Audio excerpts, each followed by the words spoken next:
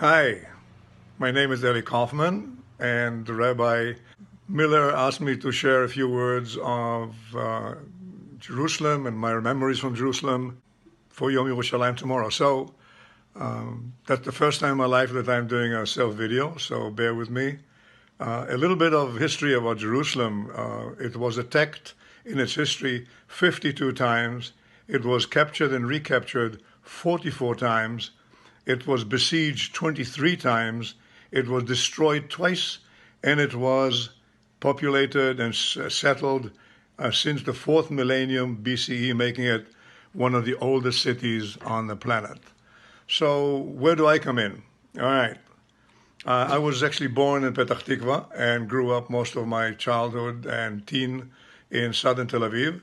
But my family was very well situated in Jerusalem, so I spent a lot of my childhood there. My grandparents lived in Geula, and my uncles arrived in Palestine in 1934 when the British were ruling the country. One of my uncles was a member of Maccabi sports, and he was a fencer. And at one time there was a competition between the Maccabi fencing athletes and the British Army fencers, and Maccabi won, believe it or not.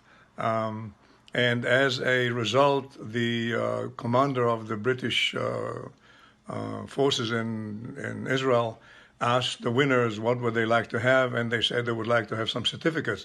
A certificate was a piece of paper which allowed someone to come in to Palestine under the British authority. So they gave them 10, two of which went to my uncles, who then brought my grandparents from Germany into Jerusalem in 1935.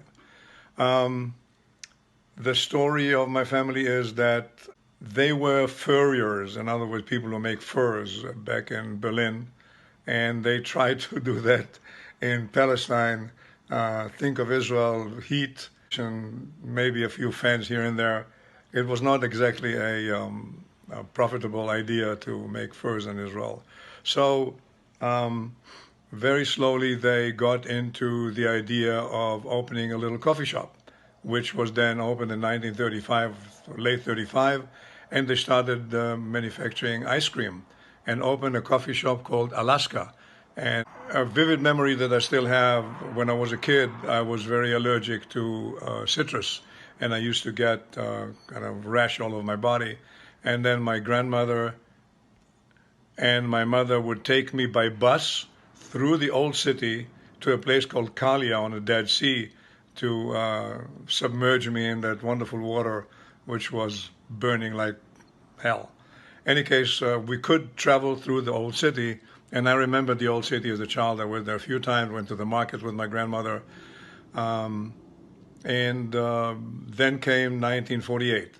Still in February of 1948, a bunch of terrorists dressed in British military fatigue drove a explosive truck onto Ben Yehuda Street in Jerusalem and detonated it right under the apartment where my uncle, my aunt, and my two cousins, my cousin Michael, and my cousin Esther, lived there. A few days later, my uncle died at Bet Cholim Hadassah, and that was February. Then in May came the stay, thank God for that. Fast forward comes 1967, and I was in reserve service for the Six-Day War, and the Six-Day War took me back into Jerusalem, very much along the way past the area where my grandparents lived to East Jerusalem, which was like a deja vu for me going into that area. So Jerusalem is in my heart. I know that Jerusalem will forever be ours, never to be given back to anyone ever again. So celebrate Yom Yerushalayim. Think of it as a wonderful milestone in the history of the Jewish people. And may God bless the state of Israel and all the Jewish people around the world. Thank you for listening. Thank you for enduring with me. And God bless you all. Bye-bye.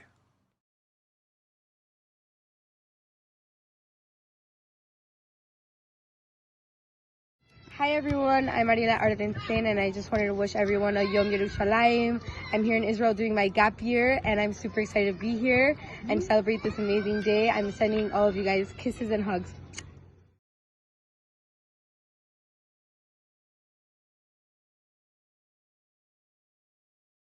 Hi everyone in H San Diego, my name is Shai Youngelson and I just want to wish everyone a happy Yom Yerushalayim and to share that Jerusalem has a very special place in my heart.